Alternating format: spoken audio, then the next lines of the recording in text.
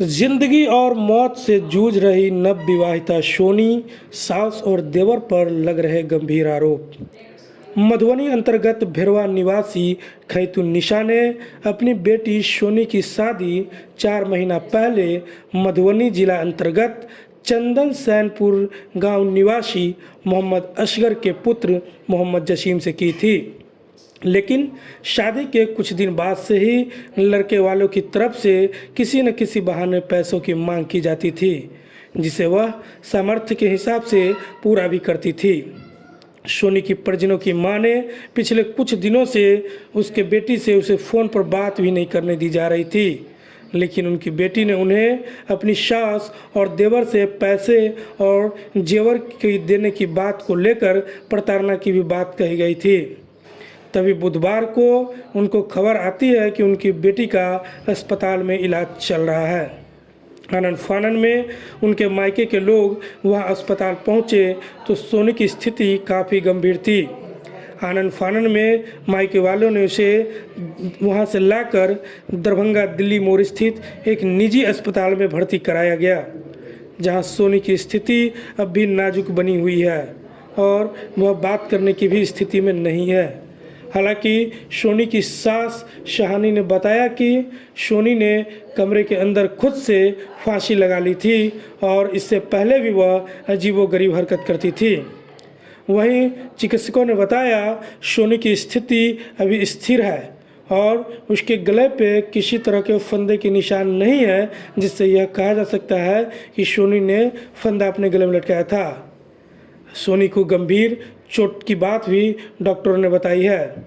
हालांकि पूरी वास्तविकता का पता सोनी के पूरी तरह होश में आने के बाद ही पता। हम बात नहीं किए हैं, बात कल किए हैं 3 बजे बात किए हैं। तो वो छोरा जो है वो दिया धोखा, वो हमको बोली है कि से तुम क्यों करी है बात करती है ये पर, हम तुमको मना कर दिया है ना कि भिरवा का फोन नहीं करने के लिए, हम रख दिए चुपचाप से। उसके बाद हमारी लड़की करी फोन करी तो हमको क्या कही कि अम्मी ठीक है, हम बोले बउआ ठीक है। उसके बाद हम बोले कि बउआ तू ठीक है, तो हम कहो ठीक, इतना कह के रख दिया। कब बोली थी, कब बात हुई थी आपकी? कल 3 बजे। हाँ 7 बजे हमको खबर आई कि फांसी लगा के या जो भी कके चाहे बेड से चाहे कुंची से मारा न मारा हम तो न देखा। वो हमरे वहाँ से खबर आया कि मारा है या हॉस्पिटल में भर्ती है। हम लोग की न 7 बजे गाड़ी किया, हम लोग पहले कॉल किए। हाँ कॉल किए, का गलत है, लेकिन ये लोग कोई नहीं उठाया, कोई तक कोई नहीं उठाया। तब हम लोग गाड़ी करके वहाँ से भागे तो सरकारी हॉस्पिटल में भर्ती रहे। जब हम देखा घर में और मैं हॉस्पिटल में बच्चा हमारी एकदम मरी। उसके बाद से उसमें का डॉक्टर से हम बात किया ना, तो पुलिस के इसमें इलाज नहीं होगा, ले जाइए बाहर है। ये लोग क्या बोल रहे थे कि आप साइन दीजिएगा, आप इसका रिस्क लीजिएगा, हम लोग के ऊपर केस हो जाएगा। तो हम लोग को उल्टा बोल रहे हैं कि आप रिस्क लीजिए और साइन दीजिए। क्या इससे पहले आप लोग को किसी तरह की फोन या किसी तरह की कोई बात झगड़ा लड़ाई की कभी आई थी? 4 दिन पहले हुआ है झगड़ा।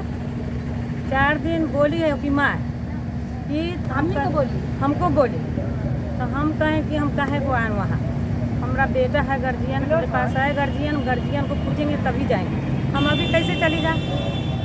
ये बात हम कह के और रह गए। पूरी घटना ये है कि आज से 5 महीना पहले यहाँ शादी का बातचीत हुआ था चंदन सैनपुर गांव में, भेरवा की लड़की और चंदन सैनपुर गांव में। तो ऑलरेडी जब शादी की बातचीत हो चुकी थी सारी, उस दरमियान में 1.5 लाख रुपया सलामी मांग हुआ था।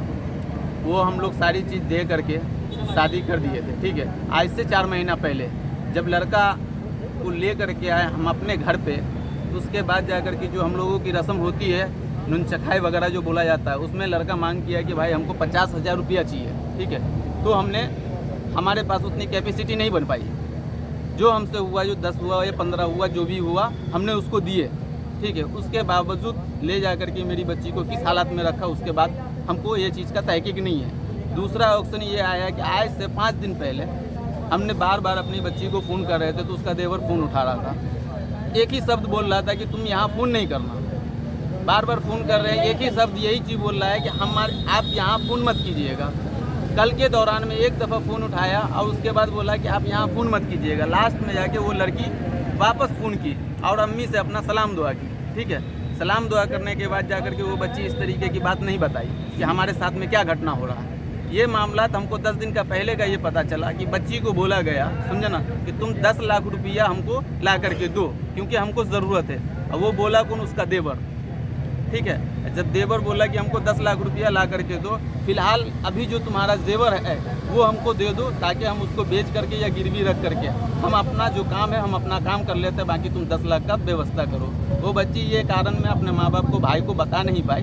ठीक है, और ये इतनी बड़ी दुर्घटना हो चुकी है कि जो बच्चे को बेरहमी से मारा गया और बहुत बेरहमी से। लड़की के जो पति है वो कहाँ रहते हैं? लड़की के पति जो रहते हैं वो हैदराबाद में रह रहे हैं। ठीक है, और दूसरा ऑप्शन ये है कि जब परसों के दिन में हम लोग बार बार उसको फ़ोन कर रहे थे तो वो फ़ोन नहीं रिसीव कर रहा था। कम से कम एक दफ़ा नहीं 50 कॉल किया, 500 भी कॉल कर दिए। आप लड़की को जब से इलाज करवाना है, क्या लड़की से कोई बातचीत हुई? क्या स्थिति है उसकी? लड़की अभी तो कोमा में है, उससे क्या बात हो पाएगी? उससे तो कोई भी बात नहीं हो पाएगी। जब हम लोग उसको बार बार कॉल कर रहे थे उसके घर पे जाने के लिए कि बच्ची को कहाँ मुझे एडमिट किया है, जब हम उस दौरान में हम बार बार पूछ रहे हैं वो कॉल ही नहीं उठा रहा, कोई रिस्पॉन्स ही नहीं मिल रहा मुझे। उसके बाद जा करके जब हम वहाँ उस गांव में पहुँचे तो उस गांव के जो निवासी हम उससे पता किए तो मालूमात पड़ा कि उस बच्ची को बहुत बेरहमी से मारा गया। यहाँ नज़दीक में एक अस्पताल है, वहाँ लेकर के जाइए। कौन कौन लोग मारे थे उनको? मारने में वो किसी भी लोग का नाम नहीं है। ठीक है, जो विद फैमिली में जो घर गांव का आदमी बताया कि सिर्फ विद फैमिली में ही मारा। ठीक है, अब उसके घर में वो सास है या देवर है या दियादिन है या कौन है, वो सब लोग इसमें शामिल हैं। ठीक है, दूसरा ऑप्शन ये है कि जब हम अस्पताल में वहाँ पहुँचे उसके बाद जाकर के हम बोले कि बच्ची का अगर यहाँ इलाज नहीं हो पाता तो हम लोग किसी दूसरे अस्पताल में लेकर के जाते हैं। ठीक है, तो वो लोग बोले कि हम नहीं जाने देंगे। ठीक है, जब नहीं जाने देंगे तो यहाँ तो फिर मर जाएगी।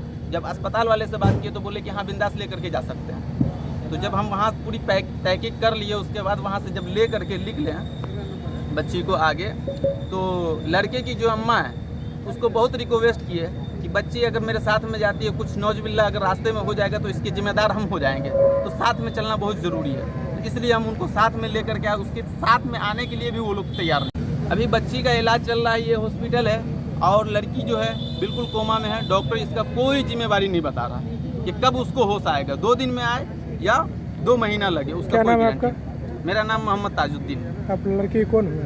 लड़की का मैं मामू हुआ।